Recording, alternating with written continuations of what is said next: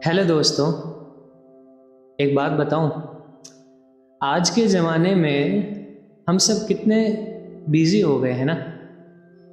सुबह से शाम तक फ़ोन, लैपटॉप, काम, नोटिफिकेशंस, और धीरे धीरे हम उन चीज़ों से दूर होते जा रहे हैं जो कभी हमारे दिल के सबसे करीब थी। बताइए क्या थी वो? किताबें, कहानियाँ।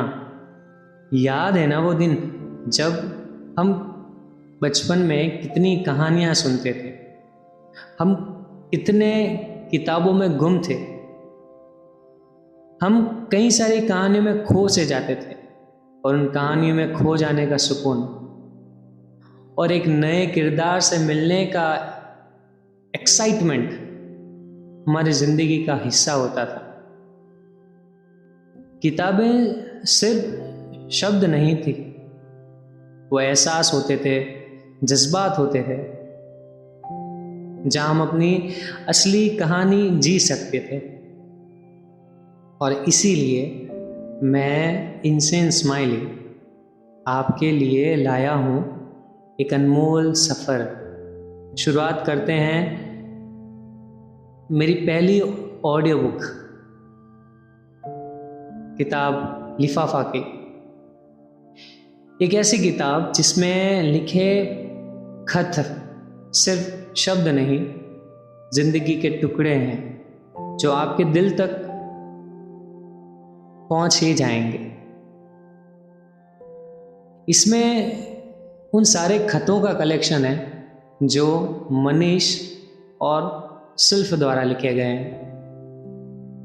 तो तैयार हो जाइए, क्योंकि ये सिर्फ सुनना नहीं है, ये महसूस करना है।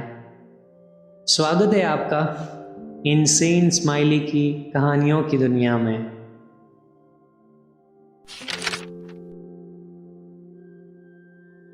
मालूम है पतझड़ क्या है?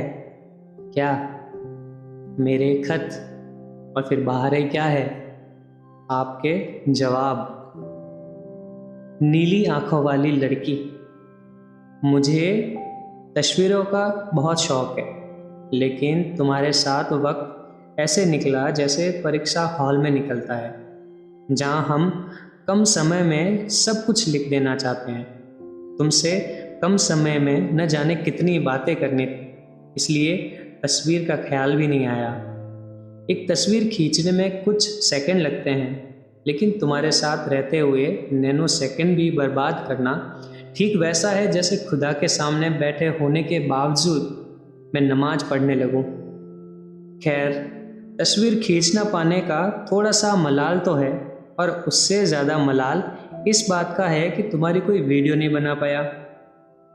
तस्वीर में सिर्फ तुम्हारी मुस्कान आती, लेकिन वीडियो में तुम्हारी मुस्कान सुनाई और दिखाई देती। हंसी सुनना और देखना सिर्फ मुस्कान देखने से बहुत बेहतर है। तुम्हारी हंसी ऐसी है जैसे एक ही वक्त पर मंदिर की घंटियों की आवाज़ और मस्जिद से अजान की आवाज़ सुनाई दे जाए। वैसे मुझे आज तमाम वैज्ञानिक भी बेवकूफ़ लगने लगे हैं। पागल लोग अंतरिक्ष में कोई ऐसा ग्रह खोजने में लगे हुए हैं जिस पर जीवन हो, और मैं उनकी इस बेवकूफ़ी पर हंस रहा हूँ। तुम्हारी आंखों में कोई ग्रह नहीं, पूरी की पूरी गैलेक्सी है जिसमें हारे हुए लोगों को जीवन मिल जाए। अगर तुम कुछ 100 बरस पहले पैदा होती तो तुम्हारी आंखों को हिटलर के खिलाफ हथियार बनाया जाता। तुम दुनिया की सबसे बड़ी तानाशाह बन सकती थी, लेकिन तुमने प्रेम कविताएं लिखना चुना, और तुम्हारी आंखें दुनिया की सबसे खूबसूरत आंखें बन गई। तुम्हारे एक हाथ में सिगरेट, दूसरे हाथ में अदम गोंडवी की किताब, आंखों के कोर से झांकता हुआ इंकलाब, और जबान पर शेर जो गज़ल माशूक के जलवों से वाकिफ हो गई, उसको अब बेवा के माथे की शिकन तक ले चलो। मैं फिल्में नहीं देखता, लेकिन इस सीन को उम्र भर रिवाइंड करके देख सकता हूँ। मुझे तुम्हारा नाम नहीं मालूम, और मैंने एक वायदा किया था कि कभी तुमसे मिलना हुआ तो तुम्हारा नाम नहीं पूछूंगा। खत लिखने बैठा तो समझ नहीं आया कि तुम्हें क्या संबोधन दूँ। हाँ, मैंने तुम्हारा नाम नहीं पूछा, मतलब मैं वायदे का पक्का हूँ। तुमने भी वायदा किया था कि जम्मू आकर किताब लौटाओगी। हमारा स्कोर 5-4 चल रहा है। मेरे 5 पॉइंट और तुम्हारे 4। मैं जिस लड़की से आज मिला हूँ वो कभी हार नहीं मानती, और मुझे यकीन है वो स्कोर जल्द ही बराबर कर देगी। वैसे ये ब्रांड फ्रीक लड़का तुमसे चप्पल और पायजामे में भी मिलने को तैयार है। और हाँ, तुमने पूछा था ना कि तुम्हारे बैग में तो चैन ही नहीं है। उसका जवाब है, मेरे पास फ़िल्टर नहीं है। जो सामान बैग में होगा वो सबको दिखेगा, ठीक वैसा जैसा कि मैं ये खत लिख रहा हूँ जिसमें कोई फ़िल्टर नहीं। तुम कहती हो मैं कभी कभी बच्चा लगता हूँ। हाँ, तुम्हें खत लिखते वक्त मैं बच्चा ही लग रहा हूँ। एक आखिरी बात, नीला और भूरा रंग मिलाने पर ग्रे रंग बनता है। भूरी आंखों वाला लड़का। 1 अप्रैल 2021।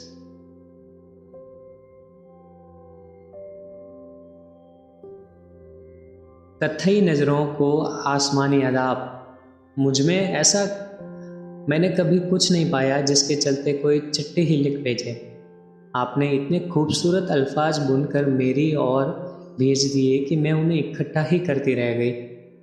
इकट्ठा इसलिए क्योंकि ये लफ्ज़ आपके बालों जैसे हैं, बिखरे बिखरे से। जितनी बार भी मैंने जवाब लिखने की कोशिश करी, ये कभी करीने से आँखों से फिसल पड़े तो कभी उछल कूद मचाने लगे मेरी ही उंगलियों में।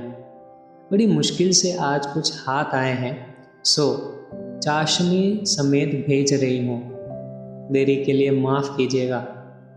आपको हमेशा ही कुछ बंदा बंदा सा पाया है, कभी अदब के दायरों में और कभी उन्मुक्त होने के सलीकों में।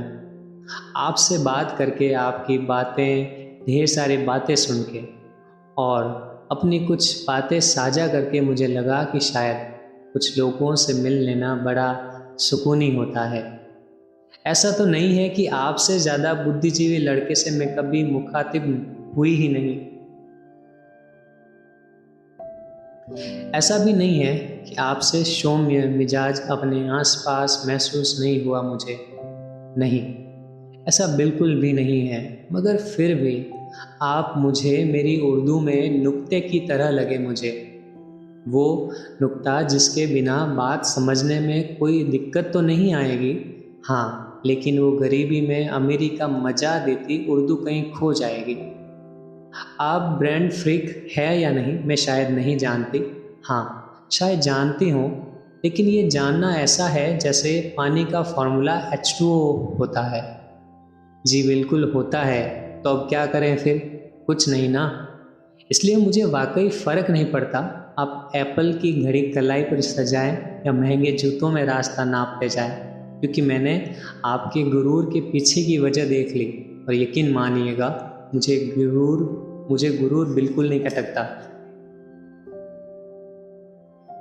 ये तो फकता है उन रूहों पर जो हर घूंट में आसमान पीने का रुतबा रखती है और हर नींद में खुदकुशी का जज्बा उठाए चलती है। हाँ, कुर्ते पायजामे में लड़के बड़े ही फकते हैं। अब अपना खुला झोला टांगे जम्मू से सीपी तक आ गए, ये थी मेरे लिए पहली बड़ी चीज़। मैंने एक थाल भर उम्र तो बिता दी है, लेकिन यूं झोला टांगे कोई मिलने आया हो ये अभी तक नहीं हुआ था। और उस पर आपने ये जो बेहद ही खूबसूरत बुनाई कर छोड़ी मेरे नाम, और वो हुई दूसरी बड़ी चीज़। दोनों ही के लिए मैं आपकी तहे दिल से शुक्रगुजार हूँ। हाँ, जानती हूँ आपके लिए खत लिखना कोई नई बात नहीं है, पर फिर भी नीली आँखों वाली जो आपको दिख गई वो उसको खुद भी अब कम ही दिखती है।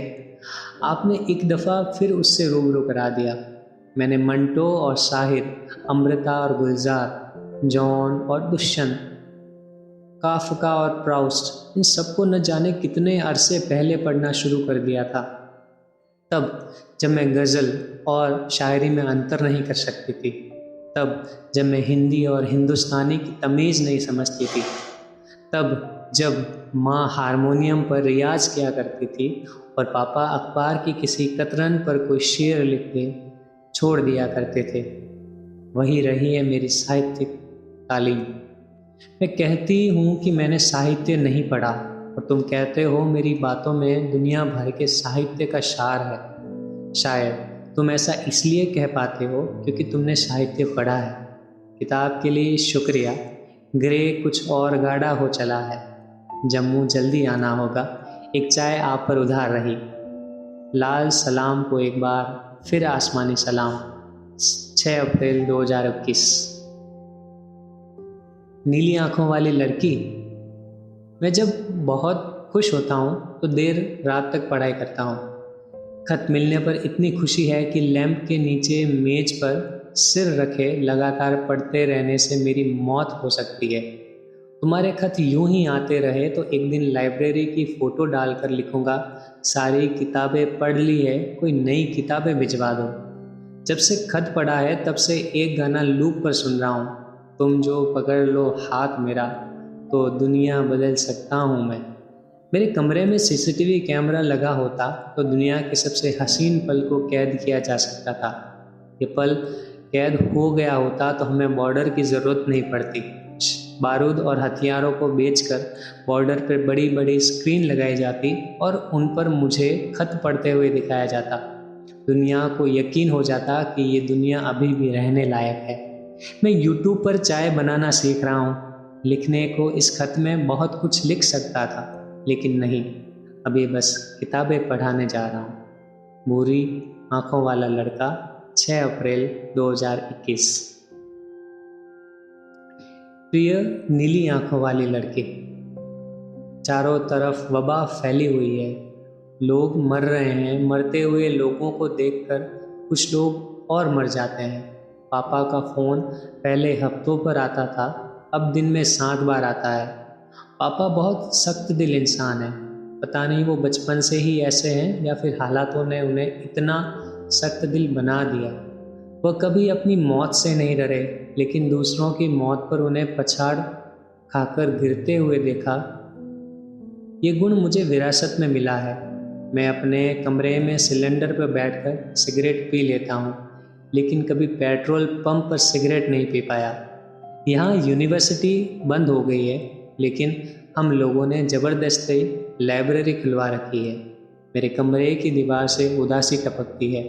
कमरे में औंधे मुंह लेटे लेटे दूसरों की मौत पर शोक मनाने की जगह लाइब्रेरी की किताबों में सकारात्मक कविताएं ढूंढता रहता हूँ। कुछ कविताएं मिले तो एक पेपर पर उनका प्रिंट निकाल हर संभव जगह पर चिपका हूँ। मेरा फ़ोन खराब हो चुका है, जैसे तैसे बस चल रहा है।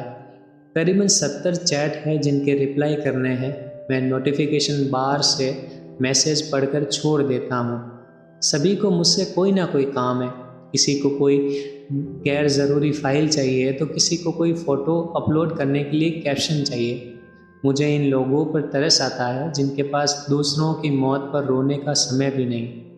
जो दूसरों की मौत पर रोए भी नहीं, वो तरस के काबिल है। पिछले 2 दिनों से यहाँ मौसम काफ़ी अच्छा है। कई बार मन किया कि तुम्हें तस्वीर भेजूं, लेकिन फ़ोन की बैटरी ने साथ नहीं दिया। इन 2 दिनों में मालूम चला कि ये जो हम लोग ट्रैवल ब्लॉगर का तमगा लिए घूम रहे हैं, ये तमगा हम सिर्फ दूसरों को दिखाने के लिए अपने सीने पर टांगे हुए हैं। हमें प्रकृति से नहीं मिलना होता, हम सिर्फ अपनी फीड के लिए तस्वीरें इकट्ठा करने जाते हैं। इसी ट्रिप पर अगर हमारा फ़ोन बंद हो जाए तो हम पहाड़ों के बीच रहते हुए भी पहाड़ नहीं देख पाएंगे। हमारी आंखों में किलो भर मिट्टी घुस चुकी है।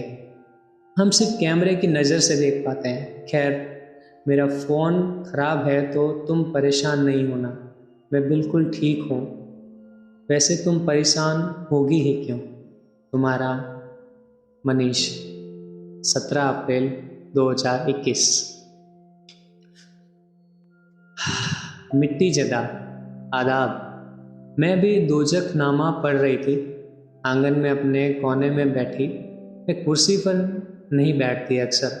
भाई के कसरत का सामान बिखरा रहता है। उसमें से एक लंबा सा बारबेल जैसा कुछ है, क्या बोलते हैं उसे, जिससे जिम में बेंच प्रेस करते हैं, समझ गए ना आप। बस वही है मेरी कुर्सी। तो मंटू ने बताया कि मिर्ज़ा काले महल में अपनी माँ से कह रहे थे कि अम्मी जान घर ले चलो। अम्मी ने पूछा कहाँ, और मासूम से मिर्जा का गमगीन जवाब आया, जहाँ भी हो। आप शायद काले महल में तो नहीं पहुँच गए? फिक्र न करें, ये भी आपका ही तो है। अब पूर्वजों का कुछ तो हिसाब हमें देना ही होगा ना, क्योंकि उनसे तो देते बना नहीं। खैर, फ़ोन खराब हो गया है तो चिंता ना करें, दिल्ली ठीक है। मौतें हो रही है चारों तरफ, मगर होनी ही है, क्या कीजिएगा। मैं आजकल छोटी मोटी बात पर रो पड़ती हूँ। मुझे अभी हीर होना है, बनारस जाना है, वक्त नहीं मिल पा रहा, और ऊपर से ये कर्फ्यू भी आ गया। हीर ने सोचा है तब तक नई जूतियाँ सील लेती हूँ, और एक आसमानी दुपट्टा भी, जिसमें छोटे छोटे कुछ गोल चकोर शीशे सिल दूँ, ताकि जब 80 से वापस जाऊँ तो लहरें भी ले जाऊँ। वापस जाना है, इंतज़ाम करना ही पड़ेगा। देखिए, अभी तो दिल्ली के कर्फ्यू में बैठी जूतियों का सामान ही बुन रही हूँ। इस खत के लफ्ज़ों में बनारस दूर होता जा रहा है, शीशे भेज दीजिए कुछ। सुना है घाटी में बूंदे मोती सी नहीं हीरो सी चमकती है। मुझे मोती यूं भी कुछ खास पसंद नहीं। आप खुद को संभाले रखें, उदासी से भागे नहीं, ये ज़रूरी है, बेहद ज़रूरी, वरना खाक कुछ हो सकेगा, ये ज़रूरी है। पहाड़ों को निहारे मेरे लिए, क्योंकि मैं नहीं निहार पाऊंगी अभी कुछ दिन। अब जम्मू की वादियों में उदास है, वादियाँ मुस्कुराते भी तो होगी। दिन के किसी एक दो पल तो ज़रूर छटा बिखरती होगी। गौर कीजिए, दुनिया अभी बहुत व्यस्त है बर्बाद होने में। आप निहार लीजिए कुछ दिन, फोटोज छोड़िए, निहारिए। अच्छा हाँ, कविताएं कभी केवल हंसती नहीं, और न ही सिर्फ हंसा पाती है। कुछ टूटता है तभी तो बनती है ना कविता। वैसे तो इससे हसीन और क्या होता होगा। मैं वाकई जम्मू आना चाहती हूँ अब। बुरी आंखों की उदासी की चमक किसी तरह उस उदास दीवार तक भेजनी है। आसान है, बस जम्मू तक आना होगा। शायद अब फिर से लॉकडाउन लगने को है, जम्मू नहीं आ पाऊंगी। और दिल्ली तो अभी काफ़ी परेशान है, मगर चिंता ना करें, ठीक है। ये हमेशा से ही संभल जाती है, मेरी तरह, आपकी तरह। जम्मू भी संभल जाएगा। मुझसे किसी को कोई खास काम नहीं है, मेरी व्हाट्सएप चैट्स में मैसेजेस की कोई होड़ नहीं लगी। सिर्फ एक लड़का है जो शायद मुझे चाहता है, उसके लफ्ज़ इधर उधर फिरते रहते हैं। एक दो दोस्त हैं जो राजी खुशी पूछते रहते हैं, और कुछ दफ्तर की खटर पटर। फैमिली ग्रुप से मैं भाग खड़ी होती हूँ। बाकी इंस्टाग्राम पर तो लोगों को मेरी बातें समझ ही नहीं आती। अक्सर लोग पढ़ना ही नहीं चाहते। आपको पढ़ते हैं, आपके साथ कुछ है, ये अच्छी बात है। अकेले खड़े रहने से पैरों का दर्द ज़्यादा पकड़ता है, और मुझे तो फिर खड़े भी ऊंची हील में होना है। शौक का भी क्या करें। उदासी से घबराइएगा मत, यूनिवर्सिटी फिर खुल जाएगी तो टपरी पर फिर चाय पार्ले जी में डूब जाइएगा। पार्ले जी न डुबाइएगा बस, फिर चाय भी न जाएगी। मुझे तो उबका ही आती है फिर। चलिए उठिए, चाय बना लीजिए, और खाली चाय न पिया करें, बदहजमी होती है। और हाँ, सिलेंडर पर सिगरेट न सुलगाया कीजिए, बस इतनी सी गुजारिश है, बड़ी मेहरबानी होगी। सलाम। आसमानी, 17 अप्रैल 2021। भूरी आंखों वाले लड़के। बड़े दिन हुए कि खुल के हंसी नहीं हूँ, मुस्कुराती ज़रूर हूँ। तुम्हारे पिछले 3 खत कायदे से देर रात पढ़कर बैठी हूँ। न तो दोचकनामा पढ़ सकी, और न ही उस ठेठ कवि को। मेरा कई बार मन हुआ कि ये जो मुट्ठी भर भर के दवाइयाँ खा और खिला रही हूँ, अगर वो सारी एक ही फाँक में घटक जाऊँ तो कितना अच्छा रहेगा। लेकिन सुना है आजकल हर चीज़ में मिलावट है, तो काम बनेगा नहीं, ये सोच कर जाने दिया। कोविड के बाद शरीर टूटा सा महसूस होता है। चाय का भी स्वाद नहीं। वाकई बेस्वाद जीना कितना मुश्किल होता है। आप कैसे हैं? आशा है कुछ देर किताबों में बिताएंगे आज। बेस्वाद से लड़की, 11 मई 2021। नीली आंखों वाली लड़की। कृष्ण कल्पित की एक कविता पढ़ रहा था, जिसमें वे लिखते हैं, परियों का क्या भरोसा, मुझे एक स्त्री चाहिए जो रात बिरात पूछती हो खाना खाया या नहीं। मैं इस दौर में हूँ जहाँ मुझे एक स्त्री चाहिए जो सुबह पूछती हो रात नींद आई या नहीं। मेरे चेहरे पर लाइनें खिंच गई है, दिन ब दिन ये लाइनें बढ़ती जा रही है। ये लाइनें मेरे करीबियों की स्मृतियाँ हैं। मैंने अपने कमरे के सारे आदमकद शीशों पर कपड़ा डाल दिया है। अपना विकृत चेहरा अब देखा नहीं जाता। जिस दिन में भी कमरे में अंधेरा करके रखता हूँ, एक बार आपको अंधेरे से मोहब्बत हो गई तो उदासी आपकी रगों में बहने लगती है। गुस्सा, शोक, कुंठा जैसे भाव जब हृदय में उमड़ते हैं तो मैं कभी तत्काल जाहिर नहीं करता। सुबह का इंतज़ार करता हूँ और एक लंबी सड़क पर आम दिनों के मुकाबले ज़्यादा तेज दौड़ता हूँ। वबा के चलते दौड़ना बंद है। कमरे पर पड़े पड़े शरीर का सारा वजन पैरों में आ गया है। ढेरों आत्माएं पैरों से चिपटी हुई है। 55 किलो के इस शरीर का वजन पैर उठा पाने में असमर्थ हो चुके हैं। किताब खोलने पर अक्सर उड़ने लगते हैं। मैं दुगुने वेग से पढ़ता हूँ और वे चौगुने वेग से उड़ने लगते हैं। मुझे आंखों के कोनों में फंसी उदासी पढ़ना आ गया है, इसलिए दूसरों के आगे गर्दन झुकी हुई ही रहती है। फर्श पर पड़े दाग याद हो चुके हैं। मैं कभी कभी बहुत अव्यवहारिक काम करता हूँ, जैसे उदासी के इस दौरे में आज अपने कमरे की दीवार पर सारी विश लिस्ट लिखकर चिपका दी है। जब जब नज़रें दीवार पर चिपकी किसी एक विश की तरह जाती है तो महसूस होता है कि मैं सांस ले पा रहा हूँ। मेरी नज़रें सुबह से जिस कागज़ पर सबसे ज़्यादा जी जा रही है उस पर लिखा है, दुनिया की सबसे खूबसूरत आंखें चूमने के लिए तुम्हें ज़िंदा रहना पड़ेगा। तुम्हें एक और विश बताता हूँ। ये विश इसलिए बता रहा हूँ क्योंकि इसे मैं चाह कर भी पूरा नहीं कर सकता। शायद तुम इसे पूरा कर सको। जान, तुम मेरे लिए किताबों का ताबूत बनवाना। एक उदास लड़का, 17 मई 2021। तो दोस्तों, ये थे कुछ पन्ने जो मैंने किताब लिफाफा से पढ़े हैं। अगले एपिसोड में मिलते हैं कुछ और पन्नों के साथ में। तब तक कहानियाँ सुनते रहें, कहानियाँ जीते रहें और अपना ख्याल रखिएगा।